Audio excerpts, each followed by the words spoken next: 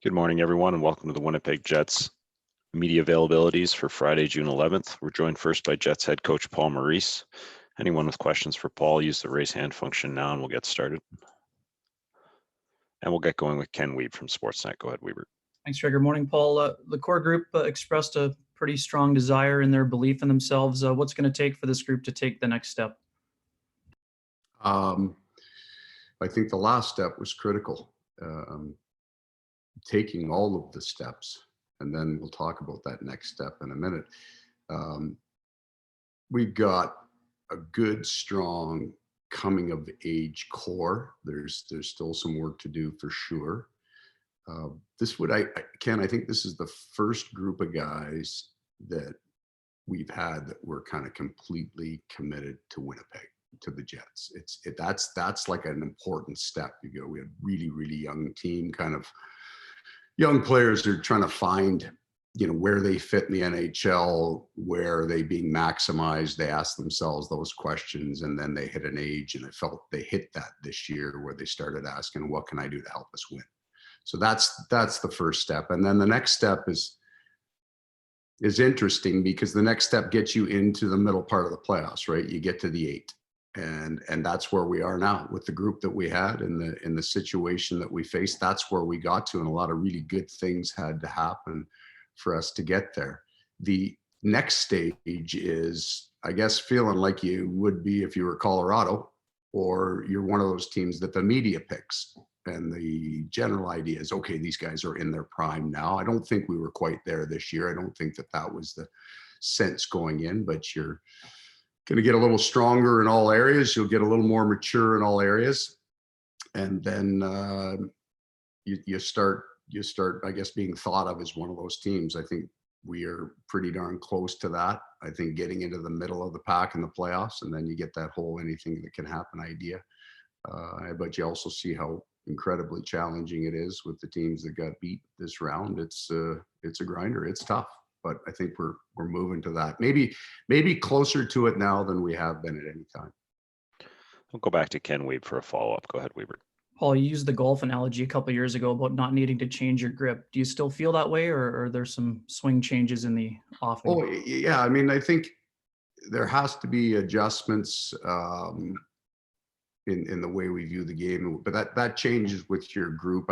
I'm not sitting here saying that, where we finished, we were the number one contender when we were right there. I don't think that. I think in some ways we overachieved in certain areas of our game. So I don't know about changing your grip, but we have to keep forward motion, right? I thought we kind of, I don't even say lost traction last year, but with all the changes that we faced last year, we kind of maybe moved sideways. And then I thought we got back to forward motion again this year. We'll go next to Mike Mcintyre from the Winnipeg Free Press. Go ahead, Mike. Thanks, Greg. Good morning, Paul. No question, you guys have a Vezina Trophy winner in net. And I wonder just your thoughts on just having a Connor Hellebuyck at times maybe mask some issues with the team just because he alone can give you a shot that maybe other teams don't have the same luxury. And is that something that you guys are maybe aware of and you have to try and build a little better around him? Well, we do, right? We've got like a world-class goaltender in net, and that's a big part of having him. I think that's the kind of goaltending that you're seeing right now. Some big number nights, some big saves from that guy. So the idea, I think, is I don't think you're going to find a lot of teams out there without that are still playing. That's a standard. And then you're right. We need to build in front of that to give them a chance. But I really feel we're at that. I mean, I think we've got some room to get better. I think some of our younger skilled forwards, look at a guy like Nicky Ehlers, his plus minus, like what he's willing to do to defend and not just be here to score goals. That's all part of it. But we have a great goaltender. I don't think we ever leave the bench going, we don't need Connor Hellebuyck to win. That's part of it, right? There's an investment in a player. Like all young players, he went through those 2 years where he got pulled a bunch of times and his numbers weren't very good. That's the investment you make, and the payoff is we're going to have this guy. I think it is prime for probably another 5 to 7 years. That's a big piece to the team. But I don't think we sit here and say, hey, let's we can cheat the game because we've got a great goalie. I just think there's great goaltending left. We'll go back to Mike Mcintyre for a follow-up. Go ahead, Mike. And then you mentioned young players, Paul, just on that topic. I mean, is it something, I'm sure you do this every offseason, where you sit down with Kevin and you go over kind of the immediate and longer term vision for the team, but do you feel that the two of you are still very much in sync with, I guess, the prospects and the usage of young players and how they can maybe help the Jets take that next step? Yeah, I think we have been right from the get-go. Like, I'll take you back to that first conversation when I came in. He said, we're going to take a look at the veterans that we have, and then we're going to strip this thing right down and we're going to play the kids. And that's exactly what happened when you look at the ice time. Like, we went 3 or 4 years, God, being about 24, 28 years old, right in the bottom 2 or 3 teams in the league terms of age. We just played the kids and played the kids. And in some ways that keeps happening, right? So it's just a little bit of a different curve. You get your Logan Stanleys now kind of coming in and getting that next opportunity, and Vesalainen, another first round pick. That's just his kind of introduction back into the NHL. So when there's good young players that can come in and help, then we want to have them in our lineup. In terms of playing kids 2 or 3 years till they get ready, doesn't really make a whole lot of sense. We need to have those guys playing in the American League and keep going. So I don't think we're late on anybody here. I really don't think we've ever slow played a young player. Logan needed all that time and then some time in the NHL. Now I think we got a really unusual player, man, that big, that can handle the puck a little bit. So I think we're on the same page with it for sure. We'll go next to Jason Bell from the Free Press. Go ahead, Jason. Thanks, Gregor. Good morning, Paul. You'll have exit interviews with all your guys. You probably already have. They probably already scattered. What about your exit interview, Paul, with Kevin? You'll have a performance review, I assume. I mean, what are the things that you'll tell him, or are you even at a point where you need to do that at this point? Some people would argue that maybe 7 years there might be a shelf life for a coach. How do you feel about that? I'll answer the first part of your question. So that exit interview or conversation with Kevin is a daily, right? And it's going to happen 5 or 6 times in the next 2 weeks about where we were at, what he saw, what I saw, where we've got to get better, and where we are going in the future. But this would not be. This is a daily conversation that's happened every day since I've been here. I mean, we talk about where we're at, where we need to go, and discuss how we got to get there. As far as the shelf life, I would just, and I understand in my job, you're always going to have your critics, and that's a beautiful part of pro sports. It's the passion of the game. But I'm really proud of the job I did and this staff did this year under incredibly trying circumstances. I'm really proud of it. We did a good job this year. Our team played hard, fought through adversity. But a bigger thing that maybe I can't sell, but I'll explain to you, that's really important. The room right now, the culture in our room right now is as good as it's been since I've been here. And I think that's priority one for your job as a coach. I think we have more players invested in Winnipeg now than we ever had. Truly, the Jets, the community, the long-termedness, and this sometimes, fellas, is a challenge, right? We always have guys that love playing in Winnipeg, love playing for the Jets. It's small things. Mark Scheifele buying a house. It's all of those kind of connections that we need to have in Winnipeg, because maybe we're not like some other major markets that can draw players or not have us on their no trade list. All those things that we compete with. So our draw has to be our room and the culture of our room and the togetherness of these guys. And that, I say without qualification, this is as close a group as we've ever had.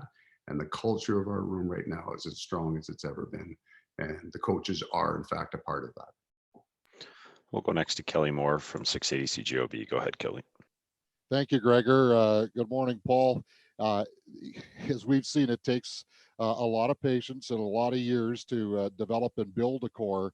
But while you're doing that, the game is also evolving. So when you look at your core, and where the game is right now, what it takes to win and get to that Final Four, as we've seen with the teams there, are you comfortable that it's the right core and that the team is positioned to be able to one day get to where the Vegas Golden Knights and the Tampa Bay Lightning are, et cetera, et cetera? Yeah, I think the core is very close to being right. And some of that is just continuing to develop that core.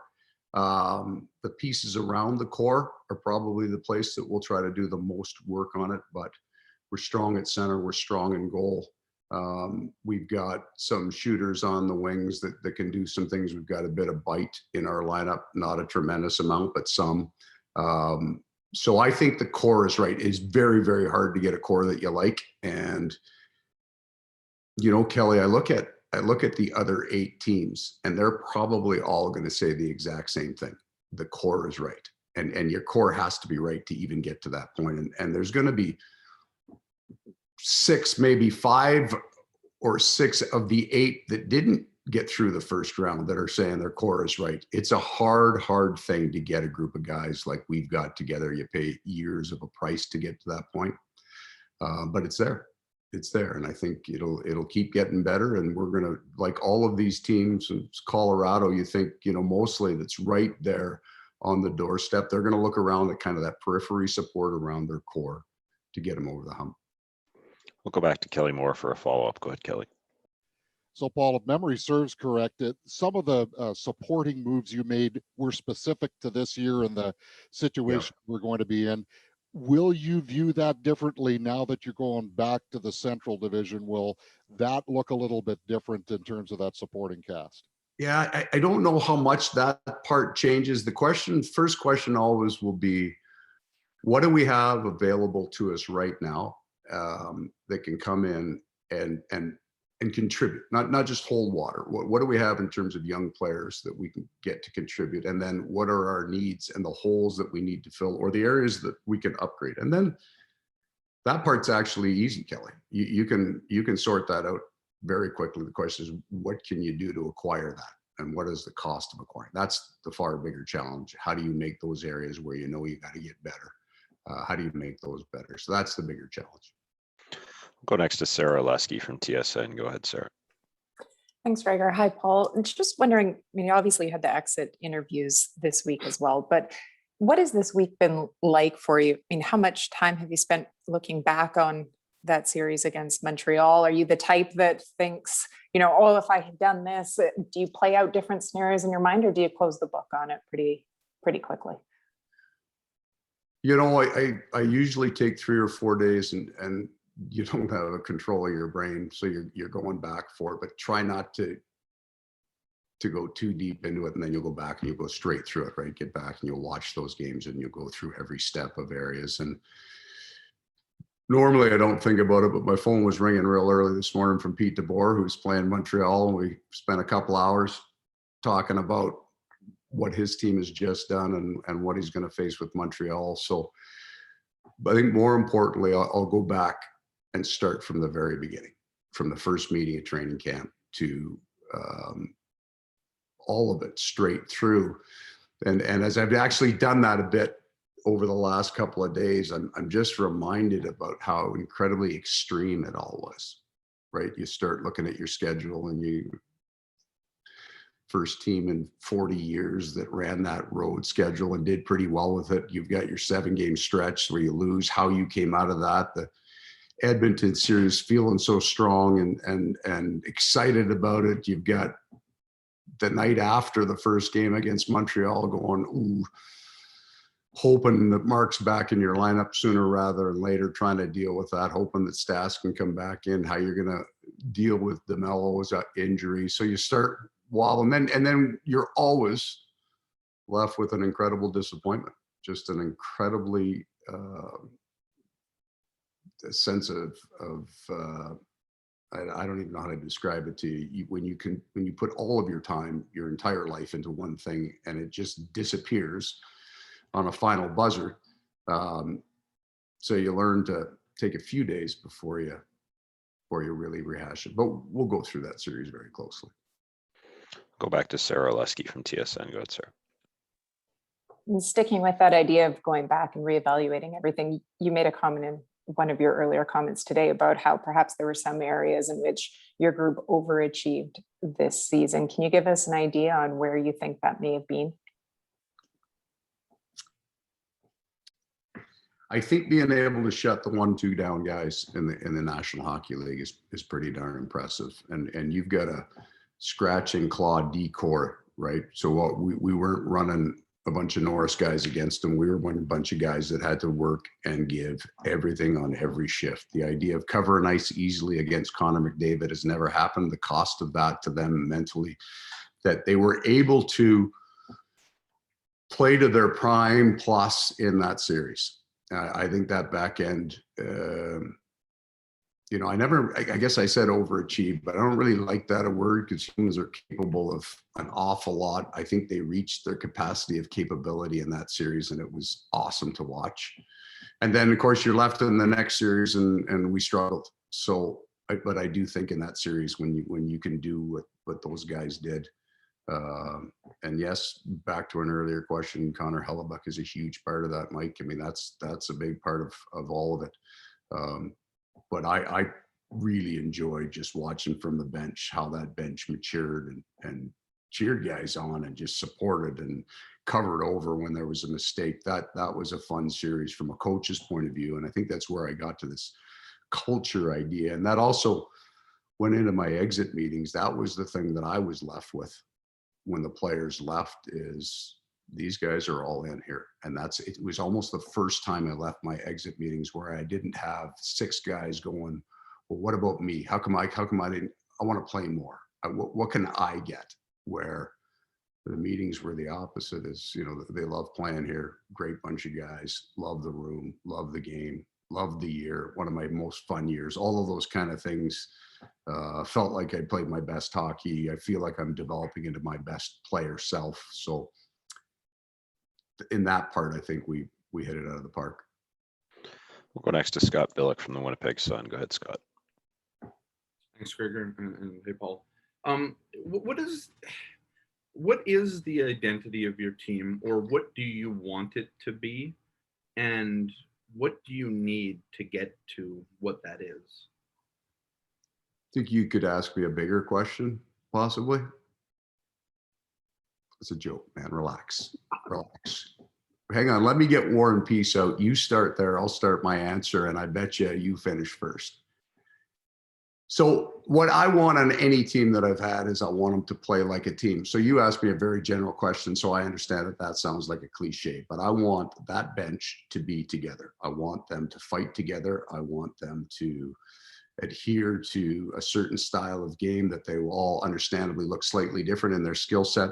But I want that compete, and I want that room, number one, to fight for each other. That's the culture part of it. So would like to play a very fast game if possible, and a very physical game. Those are the two pieces. You look at the playoff hockey, and you look at the difference between regular season hockey and playoff hockey, and you look at really a version of what the Islanders has done, but that's extreme too, because the Islanders' goaltending numbers, like in that series, they stopped an awful lot of pucks, right? With the exception of the last game, in which, I don't know if you guys saw that national anthem, but that was awesome. Like that was possibly the greatest thing that we missed, was that kind of emotion at home. So you've got an older, heavy, hard team. That's playoff hockey. You've got Tampa coming in, and they are really fast, but they're also quite physical with their game. And you've got the Vegas Golden Knights are a big, heavy, fast, physical team. And Montreal, I think, would be a prime example of a team that's maybe not built like that up front. They certainly are on their back end, but they would have gotten to that team identity, that playing that one style. So I know I just beat that to death, but I think if you sat and wrote your question down and looked at it, you would, that was more of a shotgun question. You're on page 890 now, and call me when you're done. We'll go back to Scott Billick for a follow-up. I'll try to keep the shotgun spray a little tighter than here.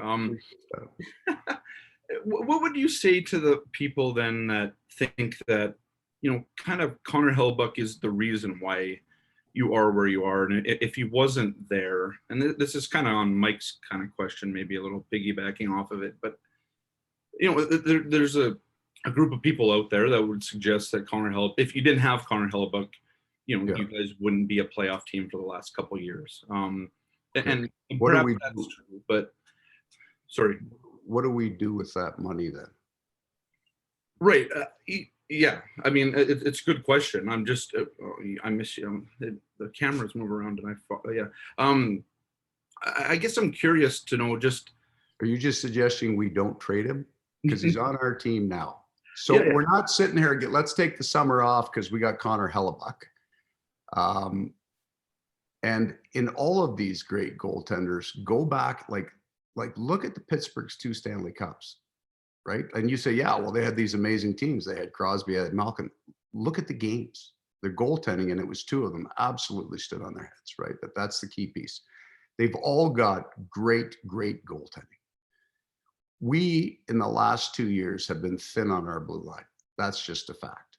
And 2 years prior to that, when we finished, I think, 5th in goals against, we were heavily loaded on our back end, and we had Connor Hellebuyck, and we finished 5th in goals against, and we had a whole bunch of kids up front. Now it's starting to shift over. Our kids are getting a little older. Part of the cost is we lost a bunch of our back end, but we still have Connor Hellebuyck. So when those 2 things come together and we still have Connor Hellebuyck, then we will be a team that's going to be competing maybe in the final 8 like we were this year.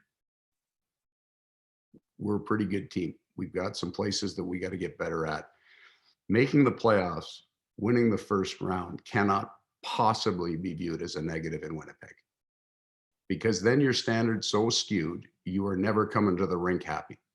Connor Hellebuyck's on our team. We drafted him. Whoever drafted him, well done. We developed him, and he does mask a lot of the challenges that we've had, especially in the last 2 years, for sure. And we're going to try to address that and fix it and move forward in how we play. Our forward group is maturing into a really good forward group.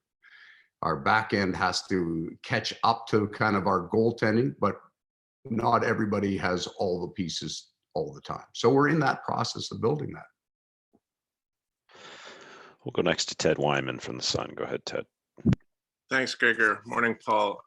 What's the message to young guys like Ville Heinola, Bestline, and Harkins, who didn't get to play as much as obviously they would have liked, spent a lot of time on the taxi squad? Like, is it a lot different than it would be in a regular year because it was so shortened?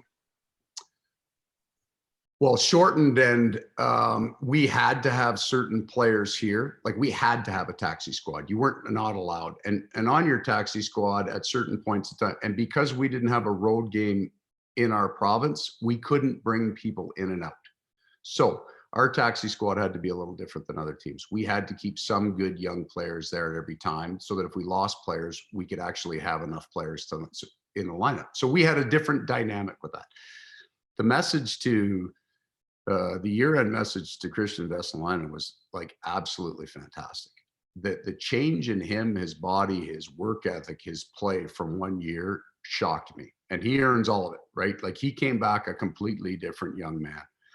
Hark came in and had a good year last year, and he's going to have to fight for a job next year. That's his lot in life right now but he's not taken this year Matty Perreault's job, because Matty Perreault's working net front on a power play that was running 3rd and 4th in the National Hockey League. Like, I'm not taking that guy out. The other 2 guys are killing penalties, and Harks hasn't gotten to that point yet. Ville Heinola probably has a better sense in some ways of where he's at than anybody else, because he went back home last year to play in Liga instead of playing in the American League, because he needed the time to do that, to let his body grow into it. He's got good, young, small defensemen, and he doesn't have to get bigger. I don't think he has to get a whole lot smarter. He just has to get faster. And then he's got to come in and earn a job on the left side, which is the challenge here right now when you've got Stanley and Sandberg and Heinola, and you've got Morrissey. So we're stacked there. Ville on his offside would have been a really, really big disservice to him, right? It would have been a real challenge for him, especially first few games of the National Hockey League. So he's just got to, he's going to get faster. I don't really need him to get a hole. He's got to get stronger and all that. I'm not telling him to get bigger so he can hit. He's not going to play a physical game. He's going to play a speed game and a puck movement game. But he's like all good, young, small defensemen. He's going to take a little bit of time before he's pulling it across on the power play and everybody says how great he is. But he's a good player. Like, those guys are good players. They're not the tipping point right now for the Winnipeg Jets. That's all. Go next to Murat Atesh from The Athletic. Go ahead, Murat. Thanks, Gregor. Hi, Paul. Sort of. Did you want to, hey, Murat, did you want a longer answer than my last one on this? And I apologize for you with that, but you got me at the end of the meeting. You came in and out, and I had just had it. So I promise you a longer answer than just sure.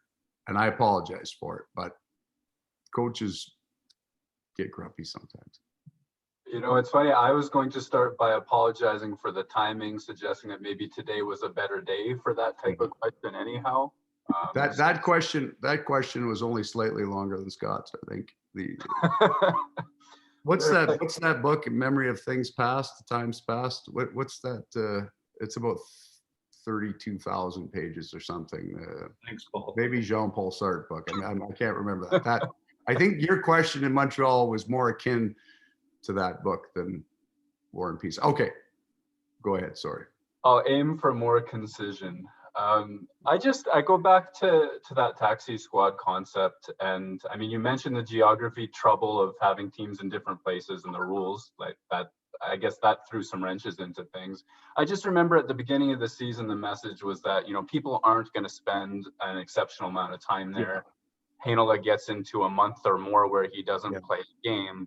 And then some of the guys that do play, and this doesn't pertain as much to Heinola, you know, your fourth line is 2/3 guys who are UFAs right now. So if they're going to make a mistake in a big moment, their lesson doesn't help next year's Winnipeg Jets kind of thing. And that's the concept I'm going for. What would you say to that balance of when to play whom and get those lessons from those? This is a long question, but to get those lessons from the young players to actually help you in the future years. Okay. So I want to separate like the two, Billy on the blue line, and the question more of Thompson, Lewis ahead of, I'm gathering, Harkins and Vesalainen. Is that where we are with that overtime? You've muted yourself now. Now we're on to something. That was Gregor. He doesn't like my mutterings. Oh no, you're good. Is that kind of part of the question? Exactly right. Yeah, absolutely. You might throw Gustafson's name into that mix, but the exact right concept. That's what I'm. So I've got all three of those guys have a ways to go before I'm putting either of them to kill penalties against the Edmonton Oilers power play, which was number 1 in the league, or taking Matty Perreault's job on the power play. They're not even close to that. One or two of them may get a chance to do that over time. I do think, you know, Vesalainen may have shown us that he could actually, at some point, come into our lineup in a 3-hole with Lowry. That's a possibility because of his acumen on the ice. But none of those young players are close in terms of effectiveness in the game than those 3 veteran players. Not even close. And they might get there, and that's what the American League is going to do. And we might be able to say, okay, we've got the 2 right guys that we're going to bring in to play with one of these young guys, and they'll take off, or they'll get a little better and you'll put 2 younger guys in. But our fourth line this year truly had a big impact on all of the things that I am positive about our group. I don't know that they're coming back. That'll all be up to, they're all UFAs. I get that. But having 3 kids on your fourth line playing 8 minutes a night makes no sense to me, unless you can take one of them and play them up in the top 6 at some point if somebody gets injured, if they're that point. They need to play and play big minutes. We'll go back to Murat for a follow-up. Go ahead, Murat. Thanks, Gregor. And then just speaking on the defensive front, I'm not sure what you have Stanley, you have Heinola, you have Sandberg. You got a lot of young guys, rookies coming up. How can you possibly integrate all of these guys at the same time, recognizing the high-end skill sets that some of them have? Excellent question. And that's a challenge, but not a negative one. So we have this long list of first-round players that come in and play. and end up being developed. Maybe they don't come in at the same time, but they come in and they play. And I think all of these guys will. But you're right. I can't put 3 left-handed defensemen in their best position to succeed at the same time. So what we have is a pool now of good players, and shaping that group. You know, it's just as important for us to find the right player for Villy to play. But there's other players too that we have to, like, priority one might be making sure that we have the right guy for Josh Morris to play with to maximize what he can do, and Neil Pionk and what he can do, because we're, again, in the final 8, and there's lots of questions of how could that have possibly happened when if we had just played our game, we should have won 2 Stanley Cups this year. That's the sense I'm getting. So you can't usually do 2 at the exact same time. I'm not sure that you see that where you play all your kids and win. So we develop them here very, very well, and we'll bring them in, and we've got to find the right mix to maximize their skill set. We do fortunately have 3 really good left-handed defensemen who none of were in our lineup at the start of the year, and they will eventually work their way in. Go next to Dan Ralph from the Canadian Press. Go ahead, Dan.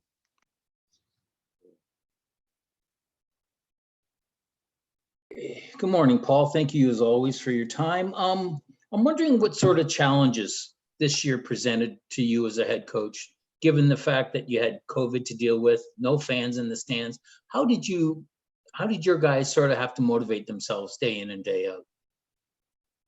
Oh man, I'm going to have a better handle on this as I look back on the year, but I would say at the end of the day, it was extremes. Like, we have a lot of players, because of laws and rules and moving around, that were gone away from their families for an extended period of time.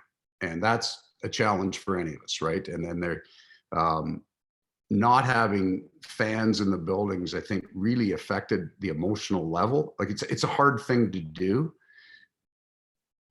But you know what? I think I'd rather do it the other way. There were some great things about COVID. No, please don't print that. There were some great reactions to the struggles in the pandemic. And one of it is, I think we spent more time together. The players themselves spent more time together. That was a real positive. And I think that's part of them coming together as a close-knit group. But I think maybe COVID sometimes makes you ask the question, well, why? Why do you do all this, right? We're trying to beat each other to death in a rink with no fans in it, and if you lose, you get beat to death by the media, and if you win, you move on to the next beating. There was a bit of a why. It was playing the game's fun, and on a backdoor rink, it's just as much fun for sure, right? But the fans just matter. They are such a huge part of the connection, of the enjoyment, of the emotional level. And that's the big takeaway by far after this horrible rambling that I've just given you, is that the game's no fun without fans. It's no fun at all. And final question to Sean Reynolds from Sportsnet. Go ahead, Sean. Hey, Paul. You going back to one of your answers earlier on, you were talking about the D needing to kind of catch up with where Connor Hellebuyck is. I don't know. I'm guessing I can't ask a follow-up question, so I'm going to try and smush 2 together. So ask 2. Just throw it right in Gregor's face, man. Okay, well, let's start with the first one. How confident are you that the D will be able to catch up to Connor Hellebuyck in this next upcoming year? Was that 2 questions? Okay, here the other question is basically, I'm wondering, you were talking about not having those Norris type D men. You referenced that earlier. Okay. What's your thought on the potential, or would you be okay, or do you think your core is strong enough to lose a core piece in the pursuit of trying to pick up a Norris style defenseman like that? So I would say, Sean, that I didn't say that that they're going to catch up to Connor Hellebuyck, because we don't, I mean, that's not what I'm asking for. I'm just telling you that we've had this big shift kind of over the last few years from heavy back end to real young and almost light front end. And now we've shifted and needed to do because of contracts, and then certainly retirements and all those other things that went on. We kind of got swung over to the other side. So we had this group of defensemen Like last year, and yes, Connor Hellebuyck's a big part of it, but this group of defensemen that finished 10th in goals against last year scratched and clawed this year and shut down the 1-2. There are a lot of really good individual men. Matter of fact, any one of those guys as an individual, we would love to keep and have, because they're that good as people. How this fits, right? So if you're fully considering Ville Heinola, then there needs to be a player on the other side of the ice that makes that work and gives us a chance to win. And those are all the questions that we're in a good place to answer now, because we do have some young pieces back there to try to make those decisions on. It will, I think, improve. To be honest with you, fellas, I thought our back end was better this year than it was last year in terms of quality of player. I think we did. I mean, Forbert came in, God bless him, blocked everything that came to the net, had a really good, wonderful pairing with Neil Pionk, and ran against Draisaitl when they were split and second unit off the bench, and those guys stayed on the ice for 2 minutes a shift, so they played as much against him as Morrissey and DeMello did. So we're looking for that improvement on our back end for sure, but we all know that this isn't sneaking up on us, and we know our goaltender can stop a whole lot of pucks. We got to give him a chance to be the difference in the game. We did that in the Edmonton series. We gave him a chance to be the difference, and he was. We didn't get to that in the Montreal series, and I think that's the place that we can make our biggest improvement. Thanks very much, Paul. So, hey, Gregor, listen, if there's anything else, anybody else got a question? I got one last thing I'll get off my chest, because I normally don't follow this, but it's about respect in the NHL. One of the staff with the Jets made a comment that people were very upset that I didn't shake hands with the Montreal Canadiens at the end of the game. And I want to be clear about that, because I spent a long time in this league and I've always been exceptionally respectful of players. If you go back to when I started early on, the coaches never shook the players' hands. And I think that's right. I think just the men who swing at each other and fight and scratch and claw, I think that's the player's place, right? So I think I did it, like I didn't for the first 12 years. I think I did it in the Nashville series, and I remember thinking, I'm never doing that again. That's just weird, right? These players are looking at me like, what are you doing out here in your suit, shaking my hand in the middle of the ice? And I'm thinking, what am I doing shaking their hands? So, and then when you add the COVID thing where we're supposed to stay 6 feet away from everybody else, the Montreal Canadiens deserve the right to go on. I never crossed my mind, but it certainly was not a disrespect for those players and what they did. Eric Stahl's one of my favorite players who ever coached. I would have